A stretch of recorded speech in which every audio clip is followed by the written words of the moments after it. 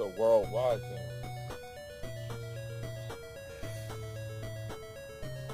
You ever stop to ask yourself, what is your purpose? And what happens when you find out that your purpose is multi-purposed? What do you do then? Never lock yourself in a box. Because one thing, man, that we're created absolute, we're created supreme, and we're created infinitely, which means limitless and boundless. Never lock yourself into one thing. Always be many-purposed, if that makes any sense. Now I have to use the bathroom because I'm really close to home, and it's a human thing. That happens. Turn it off. It's Pathfinder. Peace. So welcome to the mirror. I was really close to my house and I had to use the bathroom. Sorry. This workshop is a journey, one that requires you to look within yourself, not just with the eyes of someone who's been through hard times, but with the eyes of somebody who's ready for something real. I want to start with a story, my story.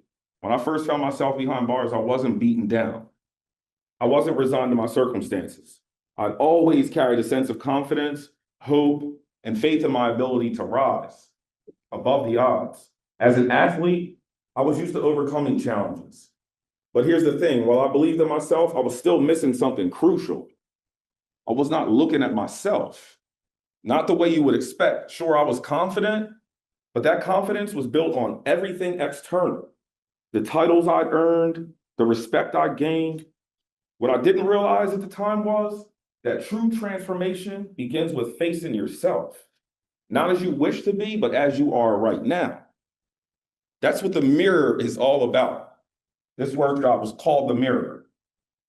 Not the reflection in the glass, but the reflection in your soul. It's about staring into your own eyes and saying, I'm ready to face who I am, not just who I hope I am. And I'll tell you, there came a moment in my 14 years of my incarceration when I found myself standing in front of that mirror, the one that looks like a license plate, funhouse mirror. My head shaped all funny in it, asking myself questions I haven't dared ask myself before. I didn't just see the guy with confidence. I didn't see the athlete. I saw someone, yes, flawed, but full of possibility. It was there in that moment when I decided to face everything about myself, the good, the bad, the painful, the hopeful, that my true transformation began. Then I went down to Mr. Turner's office and told him, like, yo, man, I think I found it. And he was like, yeah, you did, basically. Now I'm passing that mirror to you. This is your time to look at yourself honestly and consciously, not just to judge, but to reflect, not to fixate on the past, but to acknowledge where you are right now, and then decide where you want to go next. I want to tell you guys a little bit about the mirror, the power of the mirror. The mirror is one of the most powerful tools you can use on this journey, but it's not just a reflective surface, it's a process. It's about self-reflection, the act of stopping long enough to think about what you're feeling, thinking, and doing. Now remember, feeling, thinking, and doing is something we're going to get deeper into later. And you've all walked a different path to get here today. And you all carry your own stories. But here's the thing though, we're all going to be looking into the same mirror. The mirror won't lie, and it won't make excuses. It's not going to tell you what you want to hear. It's going to show you exactly what's inside. And that's the key to change. You don't have to be ashamed of the reflection that you see. It's the first step toward a new reality. The mirror is here to help you identify where you are emotionally, mentally, and physically right now, so you can begin the work of transformation. It's not about beating yourself up over mistakes or regrets. It's about owning where you are, and from there, taking intentional action to create the life you want to build. So let me tell you what the mirror is not. The mirror is not a place for judgment, comparison, or false hope. It's not about putting on a mask or hiding behind somebody else's perspective of you. It's about reality. We don't need more modalities, we need reality. It's about confronting what you've been avoiding, the patterns you've been stuck in, and the beliefs that may be holding you back. But don't worry, this process isn't about digging into shame or guilt. It's about self-awareness. The more you become aware of your emotions and thoughts, the more power you have to change them. The more you understand about what drives your decisions, the more control you have over your future. That's the only power and control you should be worried about. So let's dive in. Today, we're going to break the mirror down together. And I'm going to guide you through the exercises, but I want you also to be active participants. You're not just here to listen to me speak. This is a workshop, and the power of this comes from your engagement. We won't be holding a mirror in your hands today physically, but the reflection that we're working with is just as real. The mirror is in your soul, your core, your center, or your heart, and it's also in your conscious mind. And it's showing you more than a surface image. It's showing you who you really are beneath the layers. You're not an onion. Let's stop calling ourselves that. What you uncover here is only the beginning. We also talk about science and research. What you're about to experience is the beginning of a new mindset. It's the start of something you might have never thought was before possible. You're about to step into the world of metacognition, the ability to think about your thinking, and see why this was the key that unlocked my own transformation behind bars. And now I'm sharing this tool with you. And if I could do this after 14 years, I know you can do it too. So let's take a minute though. Before we move forward, pause for a second. Not to analyze, just to feel. Think of a moment in your life that changed something in you. It might have been a decision you regret, a time you hurt somebody, or a moment when somebody let you down. Maybe it was a breakthrough, or a moment that everything fell apart. Now ask yourself, what word comes to mind when you think about that moment? What emotion is tied to that word? And where do you feel that emotion in your body?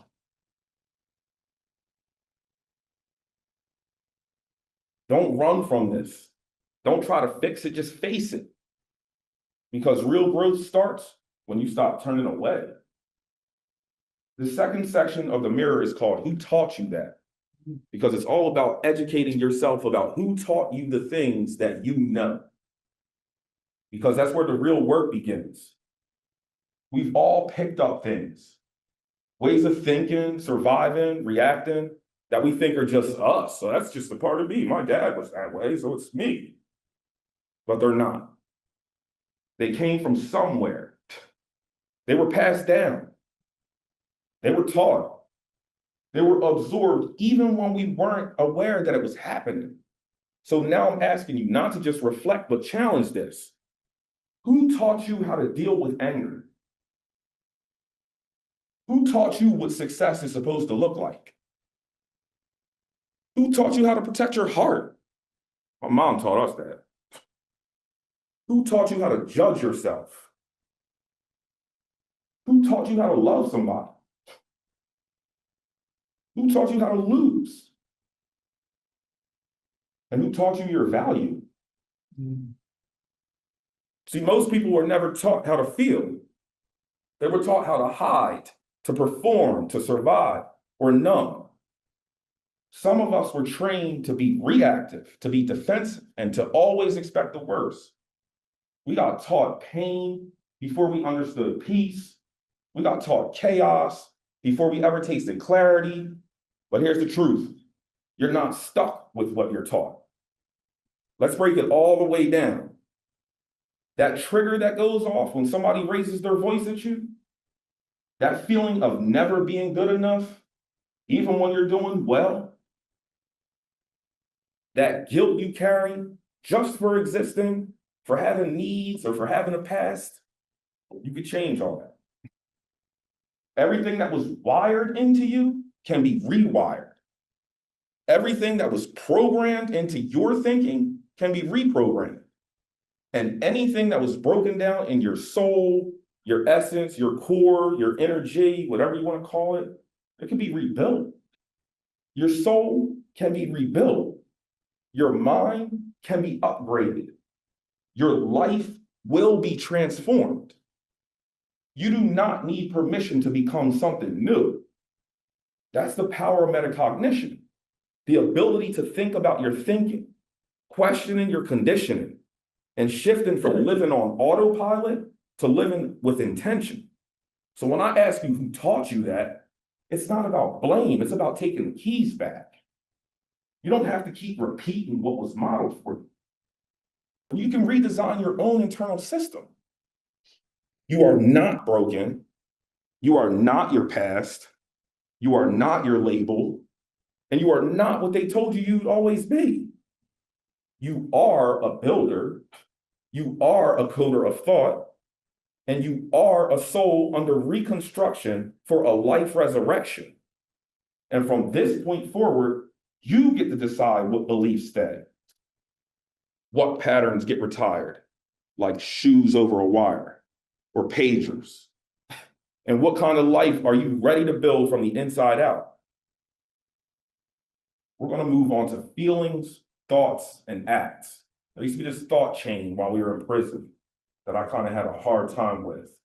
And I used to talk to Mr. Turner about it a lot. I want to break that chain and bring a chain back so some of us can understand the mathematics behind our feelings, our thoughts, and our actions, because things derive from my heart and they move to my thoughts, then they go out. So this section is all personal to me, and it helped me transform, understanding that feelings, thoughts, and acts.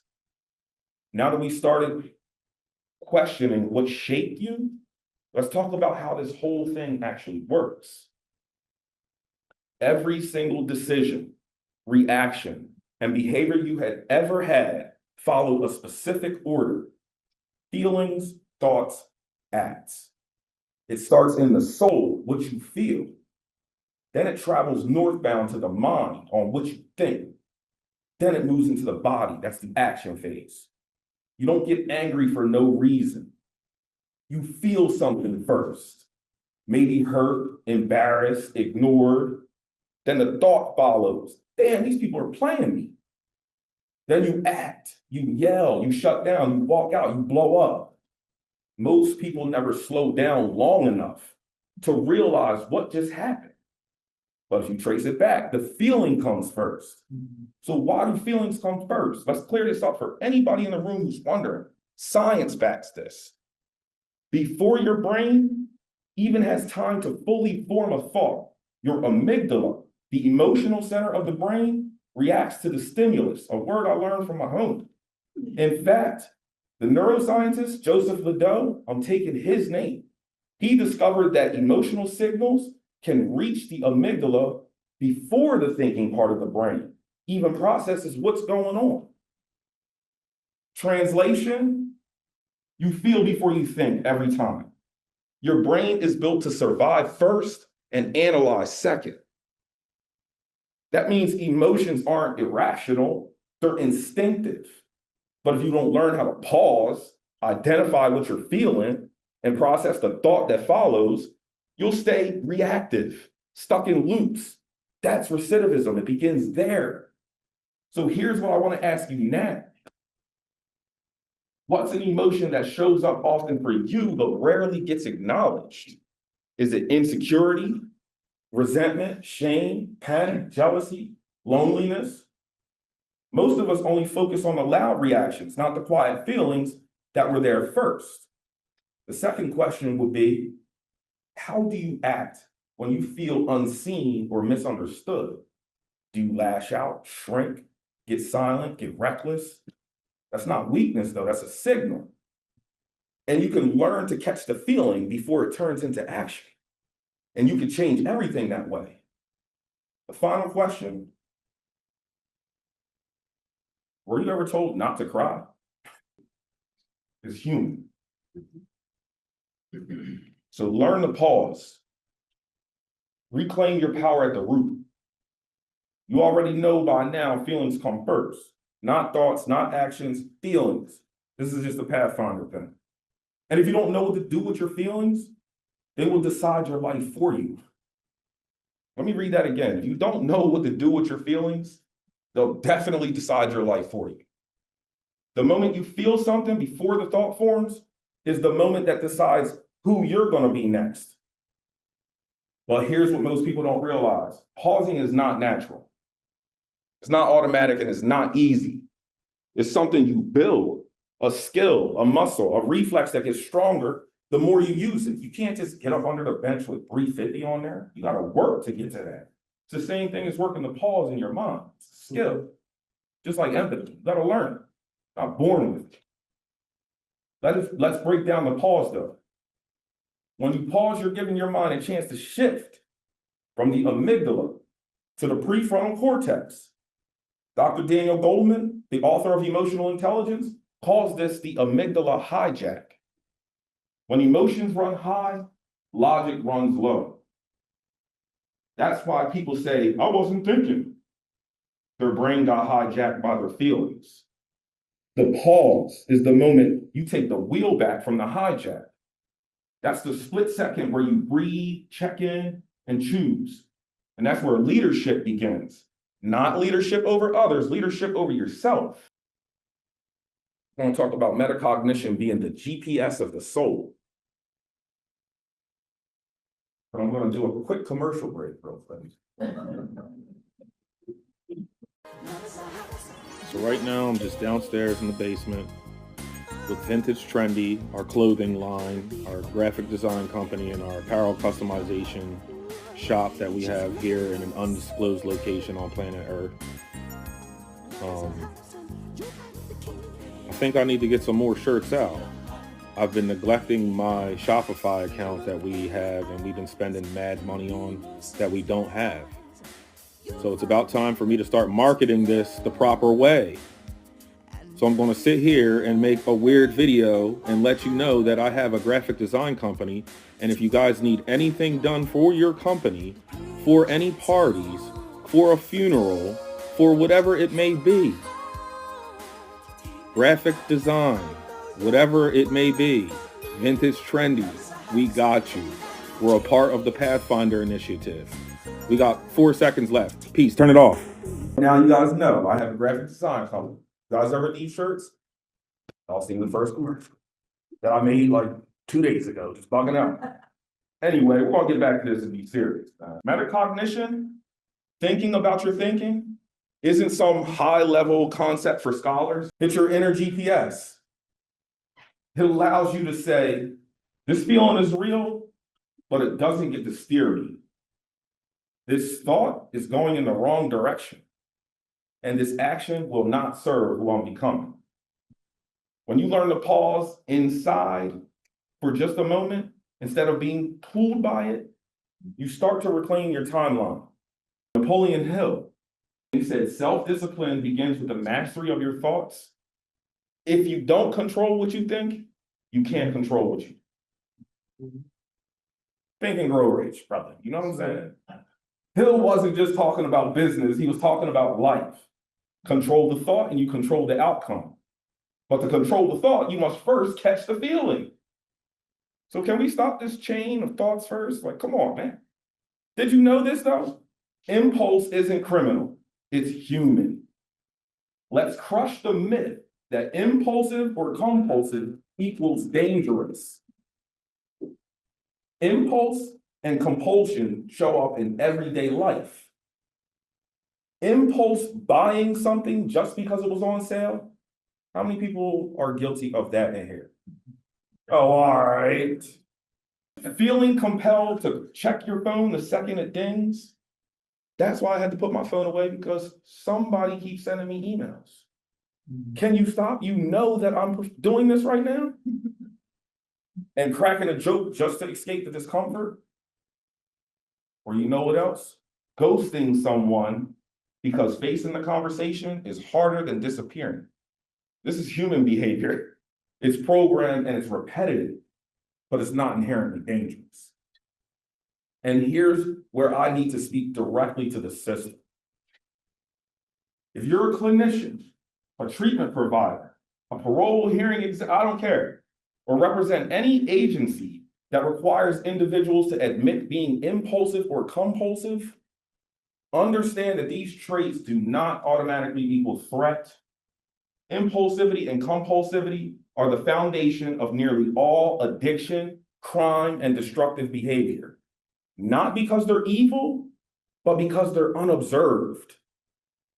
Unquestioned behavior becomes default behavior.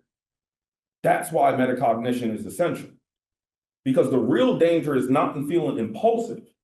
The danger is when someone doesn't know how to pause. When they've never been taught that there's a space between the urge and the action. Metacognition for me was the cure to impulsivity and compulsivity. And that's what makes it the most powerful rehabilitative tool on the planet in my eyes. And here's the wildest part. Your brain is plastic, not literal plastic. Not fake, but flexible. And it's capable of rewiring itself every single day. It's called neuroplasticity. And that means new thoughts create new pathways, new habits create new defaults, new pauses, they create new power. A man is literally what he thinks, and his character being the complete sum of all his thoughts. So imagine the version of you who masters the pause. What would you change? What would you become? So here's a few questions to ask yourself. When was the last time your mouth moved faster than your mind? That's like every day. Mine is doing it right now. And what's one impulsive or compulsive habit you want to bring awareness to? Not shame, just awareness. If every reaction started with a pause, how would your life look different 30 days from now? And this is the final part. We're leading to the end of this. It's called the family that built trauma. We peeled back what we thought was personality and started uncovering what was really programming. What happens when we don't do this work? It's not just going to be given to you. What happens when the mirror stays fogged up and you don't have any Windex? Or worse, the mirror gets shattered. Let's just call it what it is. Trauma doesn't just leave scars, it builds systems, it builds identities, and it builds families. And fear and ignorance, they are the mother and father of destruction. Behind most destructive behavior, crime, abuse, addiction, manipulation, self-hate, there are two root forces pulling the strings: fear and ignorance. They are the parents of dysfunction. Fear teaches you to protect yourself so well that you never learn how to truly be yourself. And ignorance tells you that there's nothing to fix because this is just the way that it is, man. My dad was that. Fear isolates you and ignorance traps you. So imagine when we perpetuate fear and ignorance, what it does to people. And how many neighborhoods in America have fear and ignorance laced on their concrete? What the hell do you think is going to happen? Fear says, don't feel that. Don't say that. Don't show that. And ignorance says, this is normal. You're cool. Stop complaining. And if you never question either of them, they'll raise you into somebody you don't even recognize. Not because you're broken, but because you've never been shown how to choose yourself over your conditioning. So what grows from this root in this family? Once fear and ignorance at the foundation, the rest of the family moves in. Pain, the original child, deep, unresolved, and hiding under everything. Anger, the one who tries to protect pain by exploding first. Shame, quiet but powerful. Make sure you never feel good enough. Control, who never lets their guard down because they've been blindsided so many times. Avoidance, who ducks anything real. Conversations, reflection, responsibility. Addiction, everybody got this cousin, who steps in when the feeling becomes too unbearable to manage. Codependency, who tries to fix everyone else to avoid fixing themselves. Violence, who learned that power is better than vulnerability. Manipulation, who confuses attention for love. And silence, who's the youngest, who suffocates in secrets and never says a word. They don't just show up in dysfunctional homes. They show up in successful people, in organizations, in schools, and in systems, especially that punish what they don't understand. And if no one heals, that family passes down the trauma generation after generation, calling it tradition, calling it toughness, calling it just how we are. You can't heal the world if you haven't faced the mirror. You can't talk about reform without talking about reflection. And you can't lead others into healing while running from your own. You can't ask systems to change if the people building those systems are still reacting from fear and unresolved pain themselves. Change that doesn't start with the soul will always collapse. That's why self-reflection and metacognition are revolutionary, because real reform doesn't start with policy. It starts with perspective, with people who know how to pause, with people who recognize the signs of trauma and respond with wisdom and not judgment. With wisdom, meaning you've experienced something and gained the insight and the knowledge of to be able to convey that message to the person. Systems become safe when people become whole. Here's a few more questions that might cut. What has fear made you hold on to for too long? And what lie did ignorance dress up as normal? Do you carry somebody else's pain?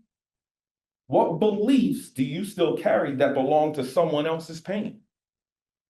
Someone else's pain. We might be carrying the pain of our forefathers. Don't even know this. Who taught you that?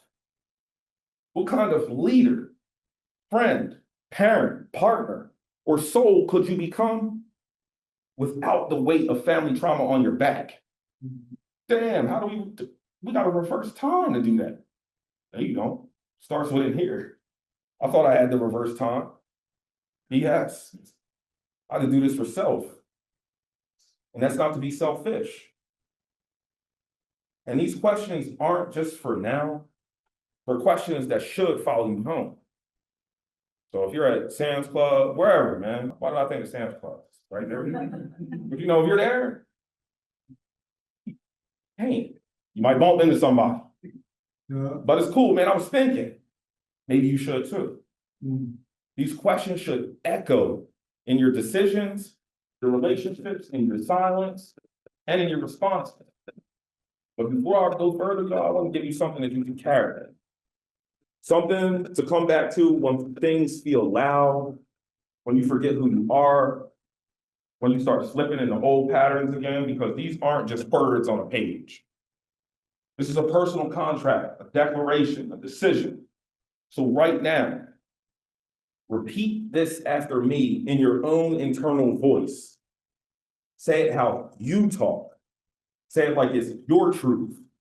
Say it like nobody's watching, because this is for you.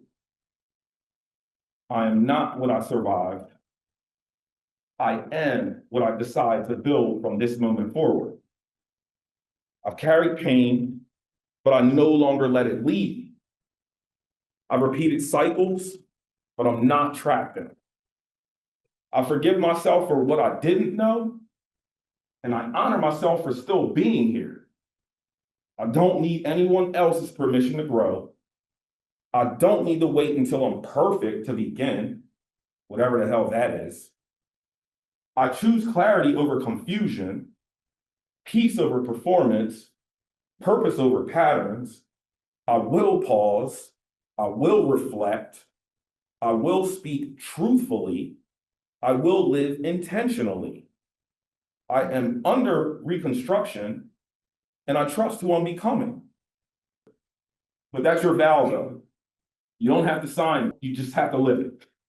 And anytime you feel like you're losing yourself again, just think of what I said. This isn't just a quote. This is something you remember when you're triggered. tired, or tempted to go backward. I am no longer acting from fear. I am no longer driven by ignorance. I am responding from a healed soul and mind, and everything that grows from me will grow from truth. Say that when no one's around. You won't remember it because I'm throwing this out, but say it when you forget who you are. This is what it said before it knew that it was going to be discarded. So here's the last part. You guys don't have to necessarily close your eyes, but if you feel like space, and close your eyes, look down at the ground, look up at the ceiling, do whatever you do to just take yourself to that place. Y'all know what you do where your close sanctuary is.